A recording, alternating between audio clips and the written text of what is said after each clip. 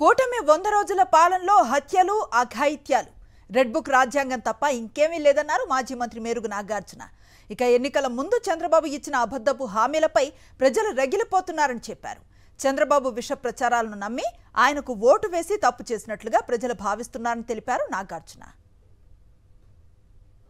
ఎన్నికలప్పుడు అలవి కానటువంటి వాగ్దానాలు, చేయలేనటువంటి వాగ్దానాలు ఇచ్చి ప్రజలను మోసం చేసిన తీరు, జగన్మోహన్ రెడ్డి గారి యొక్క పరిపాలన మరలా జ్ఞప్తికి తీసుకొచ్చే విధంగాను, జగన్మోహన్ రెడ్డి గారు మాట చెప్పాడంటే ఎంత కష్టమైనా చేసి తీర్చినటువంటి తీరుని ప్రజలకు మరలా అర్థమయ్యే విధంగా తెలియపరచాలని, ఇవన్నీ గమనించి చంద్రబాబు యొక్క డొల్లతనం బయటపడిందని, అనేక రకాలైన కుట్రలు కుతంత్రాలు ఈ రాష్ట్రంలో అధికారాన్ని అడ్డుపెట్టుకు చేస్తున్నటువంటి తీరు కూడా ప్రజలు గమనిస్తూ ఉన్నారు.